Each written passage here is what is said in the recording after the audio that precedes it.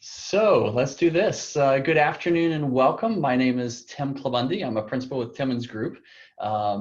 We are rather excited to meet with everybody today and to share with you the presentation, Twice the Revenue, Half the Effort, and kind of talk to you a little bit about some business model things and a little bit of a break the box of what we traditionally have been doing during these virtual training events.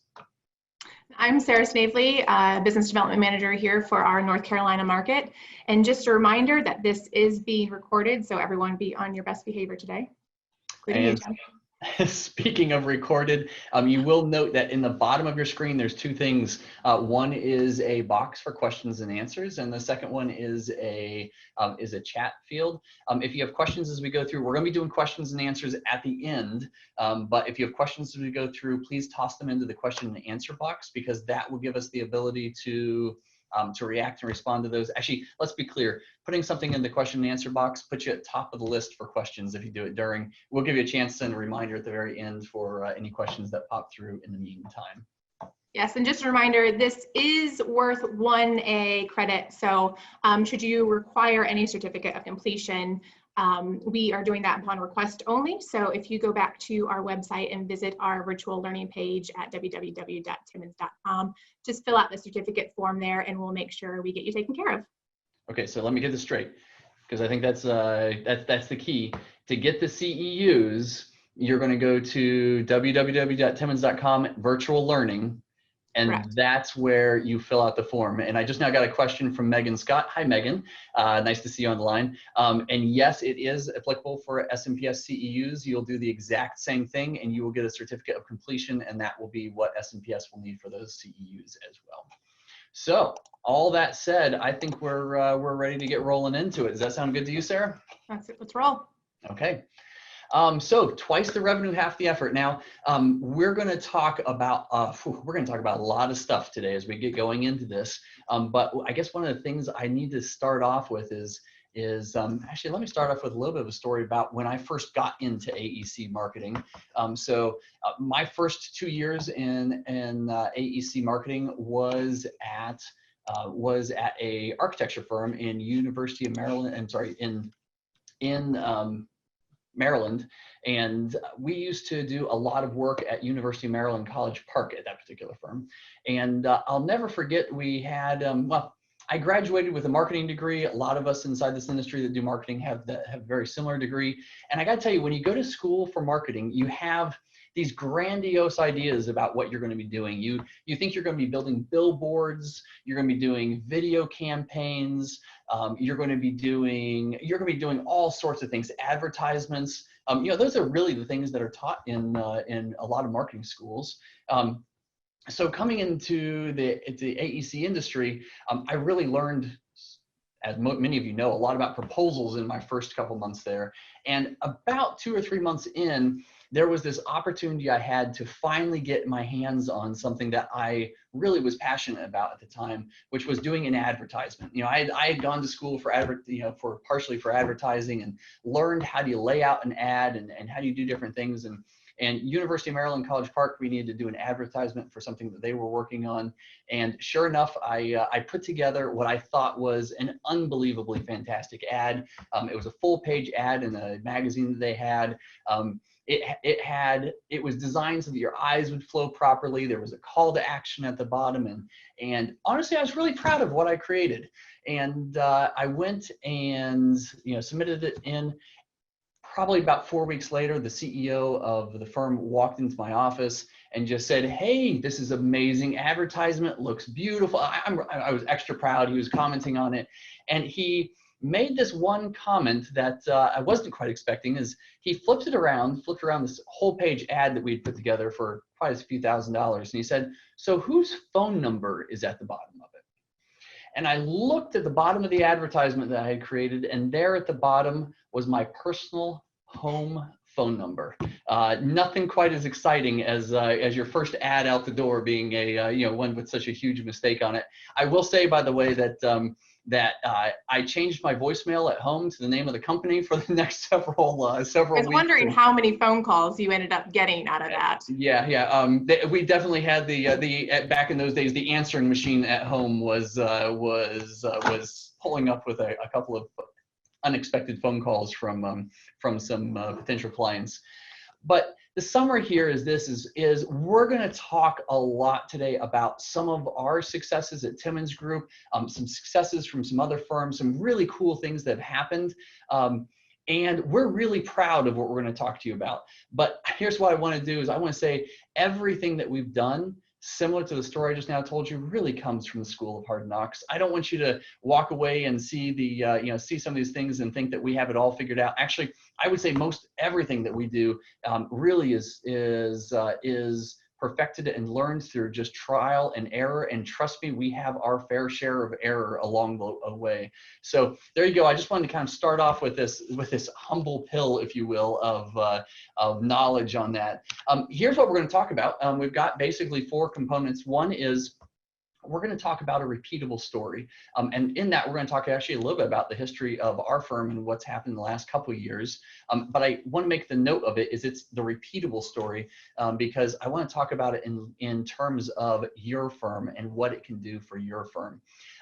And then I want to talk a little bit about the philosophy that we run at Timmins Group of how in the world do we make these things happen.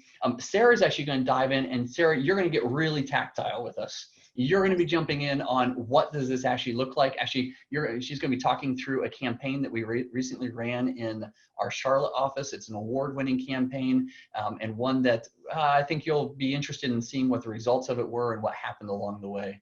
And then at the very end of the presentation, we're going to focus in on you. We're going to focus in on what it means to adopt these things inside your firm. So that said, let's go ahead and jump into it. And I'm going to start off with a repeatable story. And here's a little bit of the repeatable story, which is I'm going to talk to you about Timmins Group real quick. And this is to lay the foundation for whether or not what we're talking about works. Okay. So I joined Timmins Group just a little bit over 8 years ago. When I joined Timmins Group, we were ENR number 350. As we speak today, actually at the turn of this, last time the numbers were published, we are ENR number 159. Now, I love the ENR list because it's one of the few places where an AEC firm or an engineering firm can really compare ourselves to our peers, because if the market goes up, we all go up together. If the market goes down, we all go down together. So we've really had some success moving up the list of being one of the larger firms in the last several years. The second thing is actually in the last 5 years, Timmins Group has made the Inc. 5000 list 5 times now. The Inc. 5000 list is the fastest growing firms in the United States, for those of you who don't know. So 5 times we've done that now. Those both sound great. That said, it's not always how we value things in the AEC industry. So I'll give it a little bit more tactile here just to kind of give you the background on it, which is 8 years ago, we had 235 people on staff. And today, as we're talking, we're running just about 700. This has not been done through some huge merger or acquisition, not at all. This has been done through good old-fashioned hard work of a lot of people, certainly not Sarah and I being the only. Instead, there's a lot of engineers, a lot of people working very diligently to make this happen. So let me tell you a little bit about a construction site and a construction project that I ran into. This is probably a little over a year ago now. And it was a beautiful hotel that was under construction. The work that actually was being done there was taking an area where there wasn't really a hotel and building this absolutely beautiful new hotel. And there's an MEP firm who was working on the design of the hotel. Now, the MEP firm had full services, so they had fire protection in-house. They had lots of different disciplines in-house. Actually, they're a very large MEP firm. And one of the things that what started happening is they started having these pieces where different people were really facing different problems inside the firm. So the fire protection portion of the office was struggling with a problem with having enough water capacity or enough water pressure to be able to run the entire fire systems for the building. And basically the water lines and what they were able to get access to on site and off site just couldn't produce enough water volume fast enough to be able to run the fire protection system that the building needed. This is a common problem. There's solutions to it. And down the hall, the client was putting pressure on yet another individual inside the exact same firm with this problem of how in the world do we make this job more cost effective? How do we make it more cost efficient? And they designed a beautiful job, but as they were trying to work through these problems, well, they both came up with brilliant solutions to their problems. In one hand, our fire protection engineer found out that to take an extra reserve of water, what they would do is they would simply plug into the hotel's brand new pool to use that volume of water to extinguish any fires. So yes, they had the external line of water, but then they used the thousands of gallons that were going to be inside the pool and use those to pump into the fire protection system as extra water. Seems brilliant. Actually, it was brilliant. The flip side to it was down the hall. They were working on how do we lower the cost of the building, and there was a choice made for maintenance costs that they were going to remove the chlorinated pool and change it up with a saltwater pool system. Well, a year went by, and the unexpected consequence really turned into the fact that over the course of that year, the water that was sitting inside the pool started working its way into the pipes across the entire building. And unfortunately, it was salt water. And after a year, there were rust spots developing all over the project because honestly, they just hadn't had communication and hadn't talked about the problems. It ended up leading to a very, very, very expensive, fixes on the job, as almost the entire fire protection system had to be replaced, as well as the pool system needed repairs, as well as a result of the rust that had been built in by using the swimming pool's salt water inside the fire protection system. Now, why did I tell you this? This is an exceedingly common problem inside our industry, where you have different parts of a business who are supposed to be focused and genuinely are trying to be focused on the same objective. In this case, building an unbelievably beautiful hotel. And doing the right thing, they end up not being able to obtain the goals and objectives that they're looking to obtain. This is really about working together. And as you're able to work together, you're able to build in and create in your company some really masterful things if everybody's communicating and talking and connecting. However, if you're not being collaborative, all of a sudden you're going to end up with much greater problems similar to our fire protection system. So what are the laws of kind of unintended consequences is what is a basis for this here. And this is honestly a big part of the structure that we talk about a lot here at Timmins Group. And that is that if we don't have our marketing and business development and even our engineers and our landscape architects and our surveyors working on the same page, then all of a sudden we end up in a spot where we are producing results similar to what you would see on a construction site, where people are working in silos, even inside the same firm, the same MEP firm, working in silos and not being able to deliver the best product because they're not communicating and not talking. And the structure that we believe is the optimal structure for accomplishing that is by having marketing and business development inside the same group. In other words, linking them together and really making certain that there's the success of having marketing and business development, talking, communicating, being on the same page, and being able to work forward together. The way we do that, by the way, is what we call centralized marketing and decentralized business development. So if you look at the vast majority of our marketing staff here at Timmins Group, by the way, to give you an idea, you already know that we have about 700 people on staff. We have 16 offices.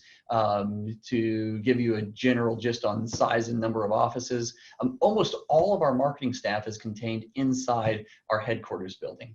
And however, what we do is we decentralize our business development. Now, that doesn't mean that they're suddenly sitting on separate teams. going different directions. Instead, what it means is that we make certain that our clients that we're building relationships, that Sarah, for example, and our business development staff are cultivating and building relationships with, that they have that on the ground touch with those clients. But she's supported and built, has this big team behind her inside marketing that's constantly building and reaffirming and helping her along the process of what she's working on. So as you look at the optimal structure, we believe and is that having marketing and business development together, but having marketing centralized and business development decentralized is a real big key to making that success. I do want to talk briefly, real quick here before I jump into our next piece, about the importance of not just having marketing and business development on your same page, but also having your engineers, in our case, we're a civil engineering firm, on the same page. And this is the importance. A lot of people kind of miss this, is in our industry, let's say the average repeat clientele rate is just north of 90%. That is fantastic. Actually, it's actually almost very, very close to what a typical repeat clientele rate is. Well, if we have a 90% repeat clientele rate because our engineers are doing absolutely fantastic, and our business development and marketing team brings in 20% new revenue next year, you're going to see a 10% growth at our firm, right? 90 plus 20. If, however, our engineering team isn't on that same page and is not delivering, not taking care of clients, not doing the things that they need to do, all of a sudden they might only have a 70% repeat clientele rate. So that same 20% growth that marketing and business development are doing would actually result in a 70 plus 20, a 10% loss. In other words, not growing 10% this next year. So I can't emphasize the importance enough of making certain that everybody inside your firm is on that same page. We're going to talk a little bit about what that looks like and how do we get there, but making certain that they're on the same page. So this is a company, I might get booed for this. I'm so sorry if so, but I'm genuinely not a Wendys fan. Just, yeah, I should have known that. Yes, Sarah. Wendys has never really done it for me. Not a big fan of square hamburgers. I don't know. Yet they have accomplished something since 2014 that I would have never dreamed, which is in 2014, they made a decision that their primary market was not going to be me. It was going to be Sarah. It was going to be focusing in on millennials. No wonder you like it so much, right? And in that, they've done so many different things along the way to really build their brand. And they haven't built their brand geared around baby boomers or even around Gen Z. What they've done is focused in on millennials. And the way they've done that, one way that they've done that, there's been lots of them though, has been really building up a communication style that is, I'm going to use the word snarky. That's probably not the right word. A millennial would probably say cool, maybe.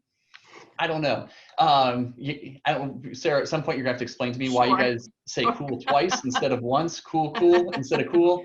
Someone's going to put in the comments. Sorry, go ahead. Extra emphasis. Extra emphasis. I'm waiting for the comments to start piling in now on why cool is used instead of cool. If someone has the answer, I'll tell everybody at the end. One thing they've done though is really worked on just how they respond and act on social media. This is one of their comments one of their posts on their Twitter account, which by the way, if you want to have a couple laughs, jump over to the Wendys Twitter account. This was something that they did in mid-2018. They were announcing the quarter pounders at the majority of our restaurants we cooked with fresh beef. So Wendys jumped in just to roast them a little bit and say, so you still use frozen beef at most in most of your burgers at all of your restaurants, asking for a friend. And another post that they did, someone just kind of sent him a note and said, I want Wendys, but my girlfriend wants McDonald's. What should I do? And Wendys jumped in and said, there's plenty of fish in the sea. Another example of this has just been Eric, who was kind enough to post that I hope every person who ever thought I would fail sees this, which by the way, I actually think turning on the heated seat with your fast food next to you isn't the worst idea in the world. And obviously you can see Wendy's snarky comment back to him. These are things that marketing can do to build a brand. It builds awareness. It shows individuals and who you are as a company. Obviously Wendys is taking a totally different approach than we would in this industry, but why in the world do they do this? They're doing something that cuts through the clutter. They're doing something that ensures that people know who you are and basically living what their brand is. By the way, an interesting note is since 2014, Wendys market share has doubled, and the vast majority of that has been a push from millennials, which is extra interesting because that has been their target market for 6 to 7 years now. The other thing I did note, Sarah, which has nothing to do with this, is 90% of their revenue comes from the drive-through. I don't know why, someone have to tell me, but 90% of Wendys revenue comes to the drive-through. Apparently, you millennials don't like sitting inside the shop anymore. Why walk in when you can just drive by? There you go. I like it. I'm good with it. So why in the world should you be building your brand? And here's what I want to talk about, which is every relationship that you will ever have goes through four basic stages. The first stage is name recognition. If you don't know someone or something exists, you can't have a relationship with them. The second one is an understanding. So if you know that I exist, but you don't know how I fit into the world around you, then we can't have a relationship. There's no basis. There's no conversation piece. The third thing is interactive communication. The fourth one is solidifying a relationship. So let's take a regular relationship where two people are interested in each other. You can't be interested in somebody, right, without having name recognition. You have to know the person exists first. And then development of understanding. Is this individual single? Are they doing something that kind of works inside the same industry? Are they in the same city as you are? Interactive communication, we refer to that as dating, and of course solidifying the relationship. I know a ton of you on this call, and a ton of you are married on this call, and absolutely, you kind of get this point where you sign a legal binding contract, right? Well, the same relationships, the same model flows for relationships in all of your life, where if you don't know somebody exists, if you don't have an understanding of who they are, then you can't get into those places of interactive communication and solidifying the relationship. And interactive communication is what we call business development. So marketing's role in the process is to build the name recognition and to develop a development of understanding to smooth the conversation in the process. So when Sarah, in this case, shows up to meet with somebody, well, they know who Sarah is. They know the firm she represents. They know what she stands for. And all of a sudden, that interactive communication can happen much faster because you've accomplished those baselines of what is marketing and what is great marketing and what's going to push us forward. And that's when you get to that point of being able to solidify the relationship. A great story, I heard this actually several years ago now. There's a Scandinavian airline CEO, Jan Karslo, who had a knack for always traveling on his company's airplanes. So basically would go back, sit in not business class even, just go sit back and coach, or however you want to refer to it based on the airline, and would sit and travel from one city to the next to meet with clients, to meet with his different offices on their airline. And he always found it very interesting to find out what it was that made people think and tick, and especially what made people choose to go on their airline.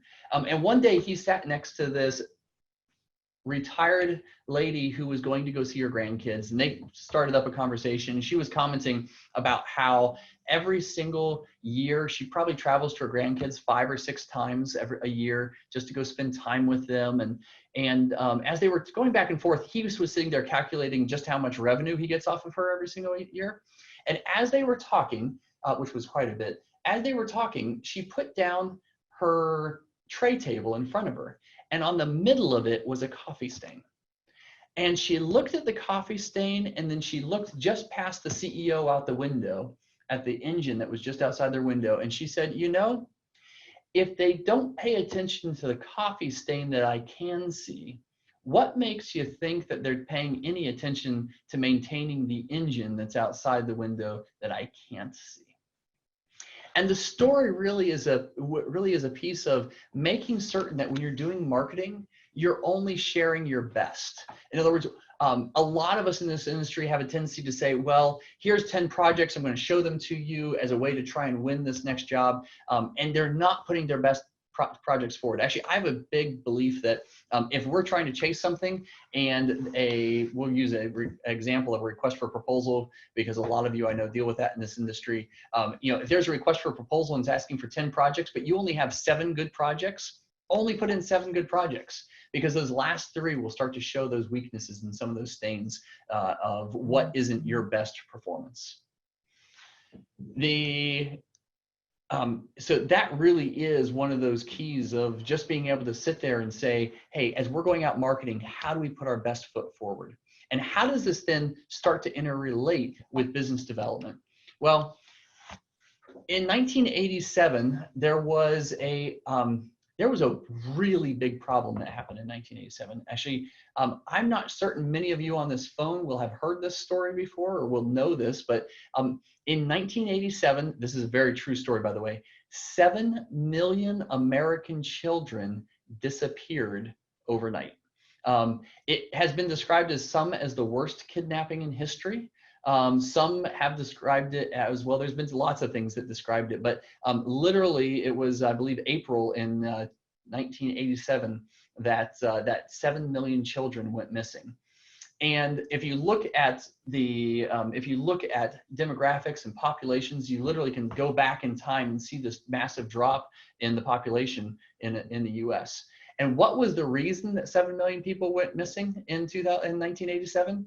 It's because in 1987, it was the first time that on your taxes, you had to put in a social security number for any children that you were identifying as dependents. So when you put in the social security number, well, before that, people just claimed they had kids that they didn't have, to the tune of, are you ready? 7 million children were being claimed as dependents that, quite frankly, never existed and never would exist. That's a huge portion of the population back then, by the way. So that is what caused those children to disappear overnight. Was, well, let's just say it wasn't a kidnapping. Perhaps it was something else. And this is one of the things that I also want to hit on here, which is when it comes to marketing and business development, you really can't jump to conclusions. Actually, Sarah's going to kind of talk a little bit about a campaign that we ran in Charlotte, as I said a little bit ago. And in that, here's what she's going to be talking about, is she's going to be looking at this of how in the world do we make certain that we're not jumping to conclusions. When we talked early on about the swimming pool, and we talked about the mechanical, electrical, plumbing firm, and we had, the fire protection engineer working one direction over here, and we had the person who was working on the pool working a different direction. At the end of the day, they had the same goal, they knew they had the same goal, but they failed to achieve their goal because they never got on the same sheet of music. They missed that communication. And the way we make certain that we don't miss those communications is by having a strategic business plan. Strategic business plans set up the structure of, hey, this is where we want to go as a firm. At Timmins Group, by the way, we run a strategic business plan every 5 years. It's a 5-year window on our corporate strategic business plan. And then inside of that, every year at a group level, we have a lot of groups, by the way, over 50 at Timmins Group. At a group level, we run individual group strategic business plans where we lay out what in the world is the plan for this next year. Step by step, what am I going to do next? What's the plan for this next year? Why in the world do we do that? It's because, similar to the fire protection engineer and the person that was working on that swimming pool, it gets us all on the same page, shooting after the same objective. Now, a lot of you, actually, I can talk to a lot of different firms there's a lot of people out here who actually make fun of strategic business plans. And there's one main reason they make fun of strategic business plans is because they'll talk about how they complete an SBP and then they put it in the binder and it goes on one of these lovely bookshelves off my, behind me here. And the reality is SBPs just are never used. Strategic business plans just never get implemented. And that's why when you're going and doing them, people just don't get excited about them. And here's what's missing. At Timmins Group, we use a marketing plan to implement a strategic business plan every year. So every group has a marketing plan that is that next step of, hey, we said we wanted to grow 20% market share inside the commercial industry in our Charlotte office. Making up, but that could be a potential goal or objective of ours. Well, the marketing plan makes that tactile and starts setting action items and objectives and what do we do and what's our next step. And then we meet on that marketing plan every single month over the course of the year to ensure that we're actually achieving the goals and objectives that are spelled out in the marketing plan, which just so happens to be what's spelled out in the strategic business plan for that group. So we have a corporate SBP that sets the direction of the company. Then we do individual marketing plans that follow individual strategic business plans to get those objectives. And what that does is it gets us all on that same sheet of music where, like I said, the campaign that Sarah's going to talk about, the reality is the basis for it is a marketing plan that's based on a strategic business plan. And as you look at those, they're set towards the same objective. And as a result of doing that, Sarah, I'm going to specifically pick on the Charlotte office here. As that campaign was running, everyone in the Charlotte office knew what the campaign was. The business development staff knew what the goals and objectives were. The marketing staff knew what the goals and objectives were, and it put us all on the same sheet of music going after it. And I can't emphasize this last point enough, which is when it comes to growing your firm and to the optimal formula for building revenue with less effort, making certain that everyone has a part of it and everybody is on that next step and that next, involved in the actions associated with it is one of those things that just makes a huge difference. All right, my turn.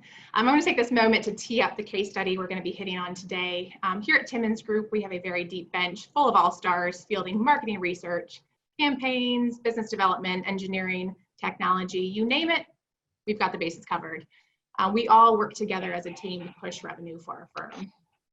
So there we were in our conference room one day, planning for 2018, developing our marketing plan for the year, and we were deciding who to target, what we wanted people to know about us, and so forth. I'd asked my engineers what they thought makes us stand out from the crowd, and they came up with things like, we've grown significantly in numbers, we offer more services in-house, we have a strong portfolio, and we play with the big dogs. All that is great stuff. But one item kept coming up in the discussion, and that was that people still didn't know who we were or what we did, even though we had been there for 11 years in Charlotte. Now, as you all know, we are in a highly relationship-driven industry. So what good is all that positive stuff if the people that should hire us don't even know we exist? So that was it. We decided we were going to work on name recognition for the year by running a very focused campaign. There were a few major points we wanted to drive home with our message, and first and foremost, obviously, name recognition. We wanted people to see the name Timmins Group and a light bulb come on. The campaign was meant to be fun, not serious. We wanted to draw attention to ourselves and make people laugh, give them a reason to look forward to their next interaction with our firm, whether that be through a mailer, a lunch, an e-blast, a meeting, whatever it may be, to get them excited to interact with Timmins Group. We also wanted to drive home the message that not only are we capable of getting the job done well, that we are a group of people you naturally want to surround yourself with. And the last thing we wanted people to know was that we have both the brains and the manpower to handle any project that is thrown at us. We are the heavy hitters when it comes to civil engineering, and we do play with the big dogs. So at this point in time, I hope y'all are catching onto a theme here. You're sliding into something. Thanks, appreciate that one. I'd flip. So after many hours of brainstorming, our marketing team pitched the Charlotte baseball campaign to our office. And Tim, how am I doing on my baseball puns and references? You're doing great. It's like a grand slam right now on them. Appreciate it.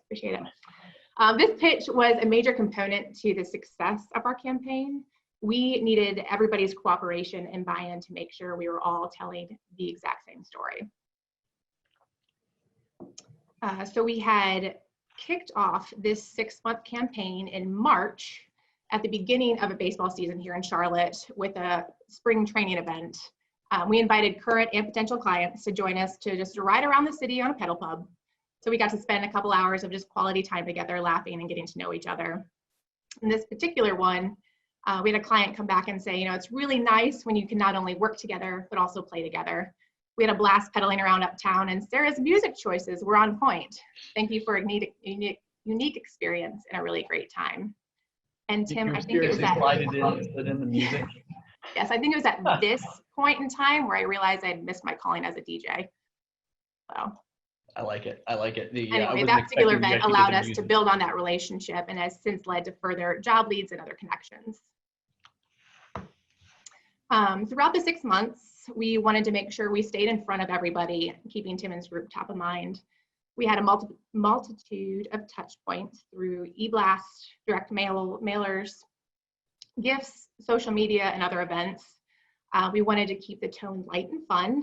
Remember, we wanted people to look forward to our next interaction with us. And again, I'm sure you've realized by now that the puns are endless. We had e-blasts that had, you know, things like slide in on the fun, we field the ground better than anyone, let us build your field of dreams. Is your project throwing you curveballs? We know how to hit those. We had mailers with, you know, we've got your bases covered. We won't let anything past us. We've got heavy hitters for all things civil, survey, and landscape architecture. And don't cry foul. We'll keep your projects in play. Let your next project be our next Grand Slam. And then we also, in addition to the mailers and e-blasts, we also did gifts as direct mailers. We wanted to make sure that people weren't just tossing our mailers into the trash or deleting our emails. So we took it back with a few fan favorites, and we literally sent all of these through the snail mail, the regular mail system. And we all know people love a free gift, and they love receiving things in the mail. So a few things that our clients said about these gifts that came in. We had one in particular, which I thought was pretty cool. Apparently there is, this is actually a thing where Cracker Jacks will put a $100 bill in one of their boxes to surprise a lucky participant. And we had a client come back and say, you know, I've always loved Cracker Jacks, and as I was eating them and got to the bottom of the box, there was a $100 bill. That was amazing. How did you get it in the box? What a novel marketing idea. How do you know it was my birthday tomorrow? So I thought that was a really cool one, and what are the odds type of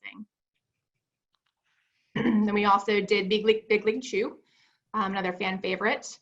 The pun on this one was, don't blow your budget on poor service, choose Timmins Group. Again, thanks for the afternoon sweet treat. We haven't had Big League Chew since I was a kid, thank you. And Big League Chew made my weekend. And my personal favorite was the sunflower seeds, which I cannot tell you how many of these I've consumed in my life. But, you know, break the shell on standard service with Timmins Group. And this one we had a lot of feedback as well. It reminds me of the glory days playing ball. Same for me.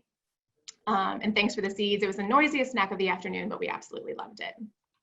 So by now, people are starting to take note of who we are, and my engineers were coming up to my desk throughout those months and just bringing all these messages from the clients back. So it was really, really cool to hear all this stuff coming in from the gifts. Now, this last group, or this last gift, excuse me, proves the importance of team buy-in on this one. Everyone in the Charlotte office got their own baseball trading card, which was sent out as the fourth and final gift of the campaign. Though a bit hesitant, they were all very much team players, and the purpose of this, of the cards, was to show the depth of our bench, so to speak. Basically to show you how much we've grown as an office, whereas when we started out at 6 people versus the breadth of the baseball cards having over 30 included. Again, we kept the the theme as light and fun, and included a mixture of professional and personal stats. You have beer tasting as the Brian Crutchfield's experience. I like it. That would fall under personal stat.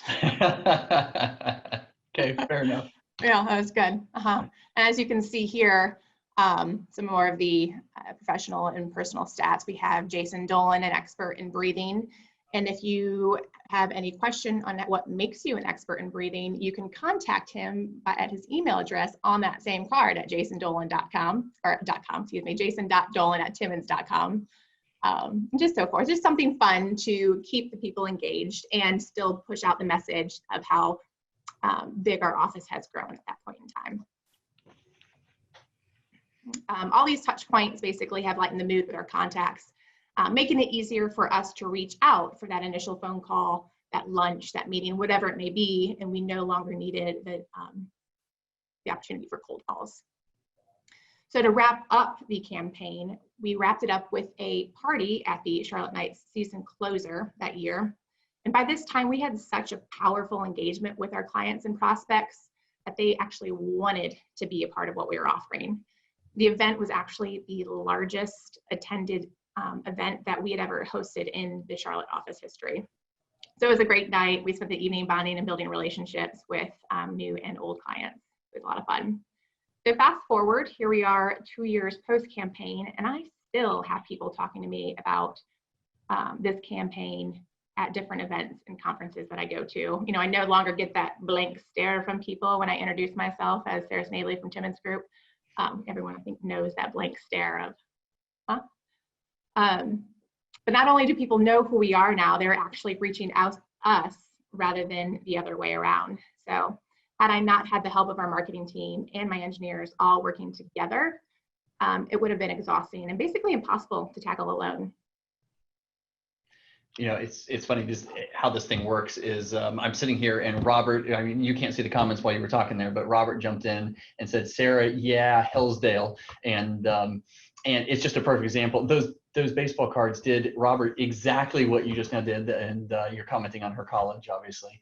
And it makes it personal. It made these connection points with a lot of our different clients, making commentary, giving points and places to interact.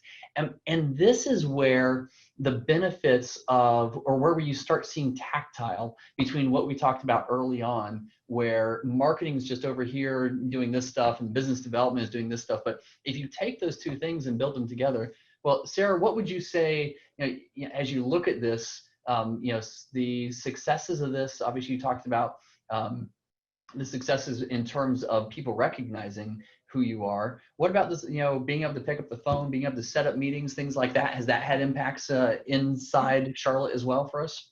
Absolutely. As I mentioned before, the need for cold calls, I felt like I wasn't cold calling people anymore.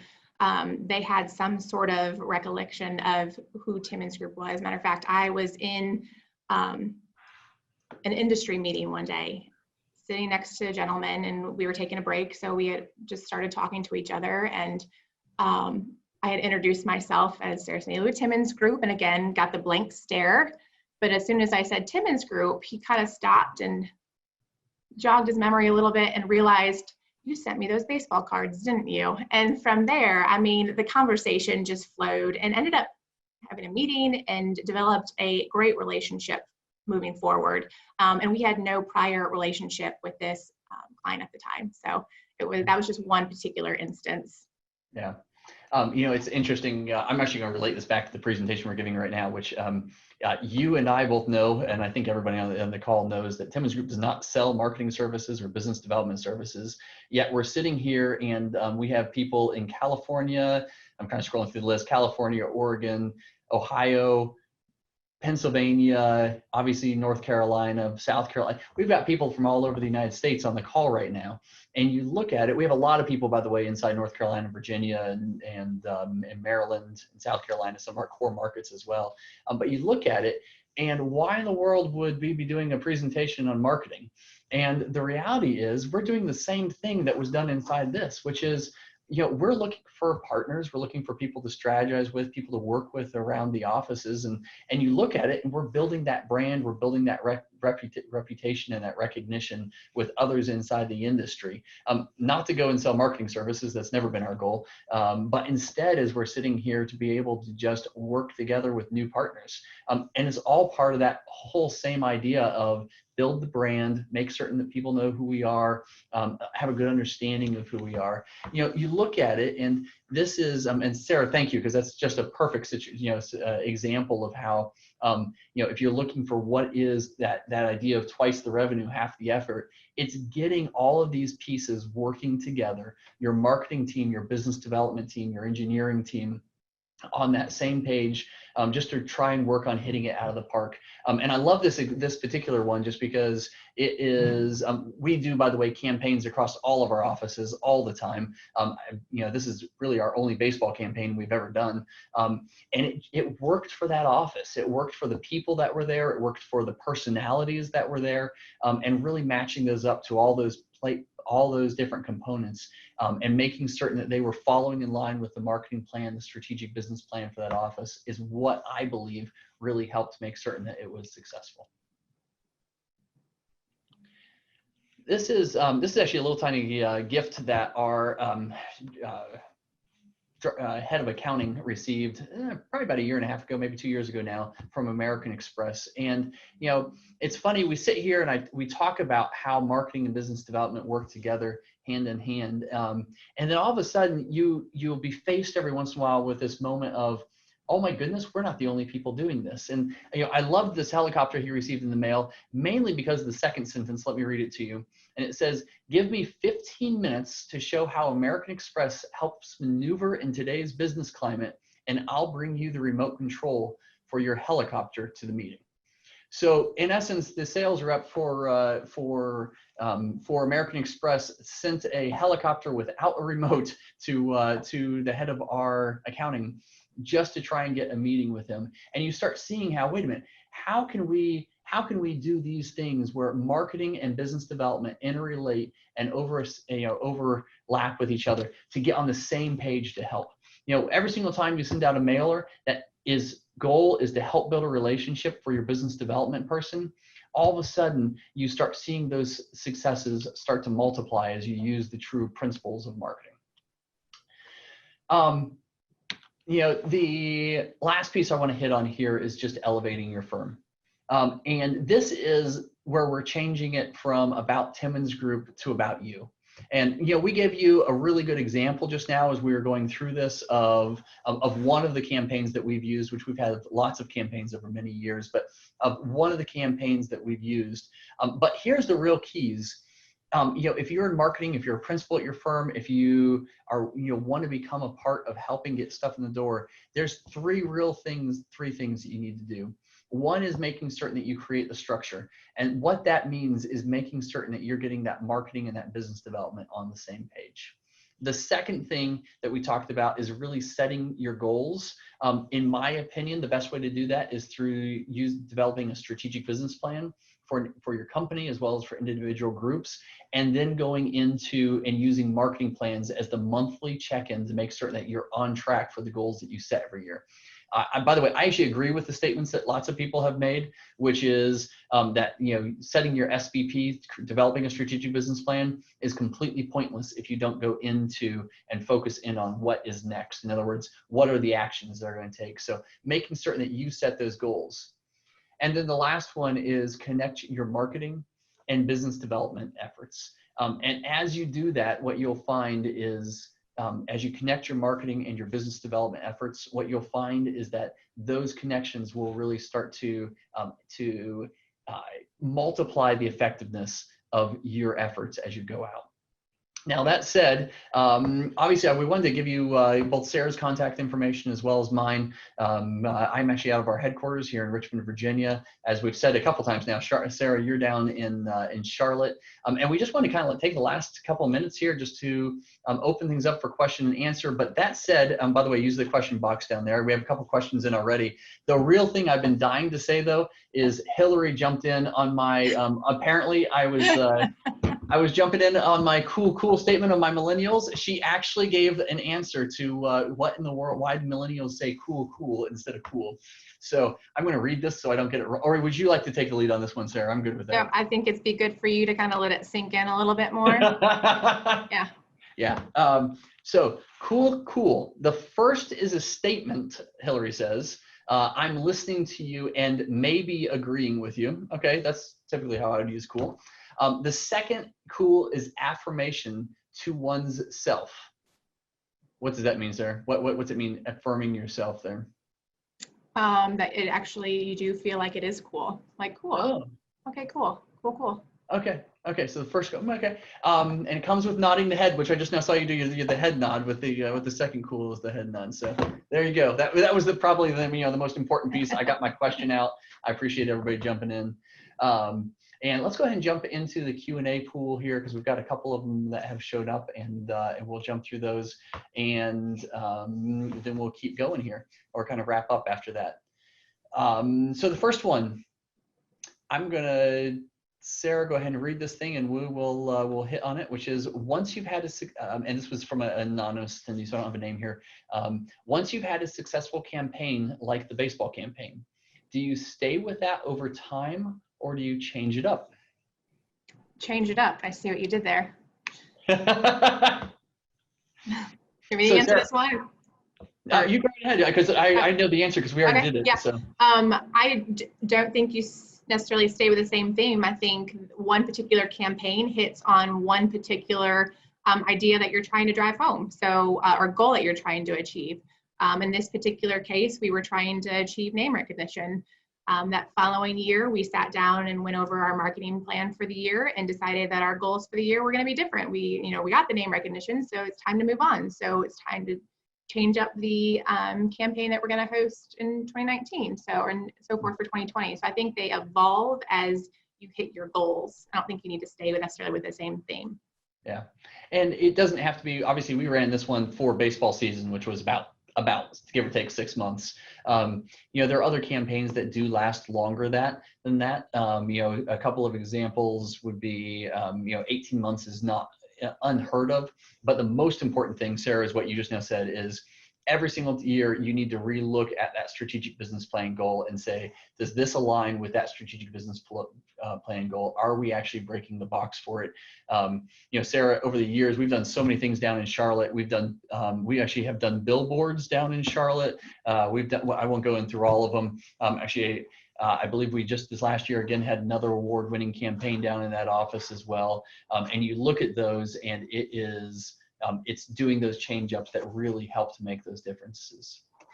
Now that said, we've got the next question here is actually for you, Sarah, which is how did you first come to learn about the importance of using marketing and business development at the same time? I think when I was going to meetings and got the blank stare from people, it was so overwhelming to get such name recognition on my own that I knew I needed help.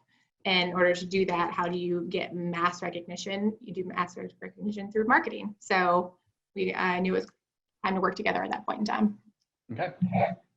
Now we've got the next question here came in from JB. It is a question about one of our previous webinars. It's actually a request for personality, which was, we've actually had great success with some of these marketing presentations, by the way, but that particular one, JB, let me tell you where it is. Actually, I'll tell you a secret about where all of our webinars are recorded, which is if you go to YouTube and type in Timmins Group, or go to timmins.com and go to the bottom of the page, you'll see the YouTube link.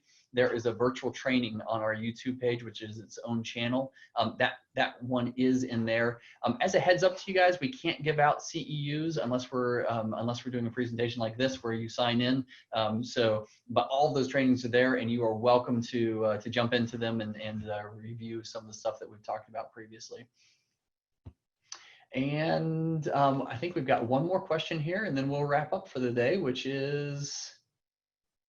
Hillary asked a question about 50 business development groups are by service lines or by offices. So Hillary, we do it by how our, it's not necessarily by office, but it is by service line. So most of ours, we have a lot of different services here. So I'll give an example. Our stormwater group, we actually have a stormwater group up in Northern Virginia. We have one in Richmond, and we have one down in North Carolina. Those are 3 separate groups. So we'll actually set up 3 separate marketing plans and strategic business plans for those 3 groups. Traffic and transportation is a centralized group. So basically, it's primarily done by service line, but you get to a point where geography will spread you out and will keep you from, will start diluting your action items. So we try to make it set so each group, which is oftentimes somewhere between 5 to 20 people, really has goals and objectives for the year that they can focus in on. If you were setting up a strategic business plan or a goal or group for that matter for 50, 100 people, you just get to a point where you're watering down some of those action items. So by using smaller groups, it allows us to really focus and concentrate our effort on those individuals. That said, Sarah, do you have anything else you want to add? No, I think that is it. Oh no, what did I just now get? Oh no, as a millennial, Hillary just added in, is Twitter a generational thing? Tim has it, Sarah does not. That's I funny. don't know. So. Thank you, Hillary. I'll say this, I think Twitter is a dying thing. We could have a whole nother conversation about social media. It is definitely a world of its own. Yes, I would say, I didn't know you didn't have a Twitter account, but something tells me you have an Instagram account. I do. Right? I just Okay. go on and look. I'm not a tweeter. Oh, okay, so here's the real question. Are you ready? This is for everyone else's commentary here. At least they'll get a good kick out of this one, then we'll close up. Do you have a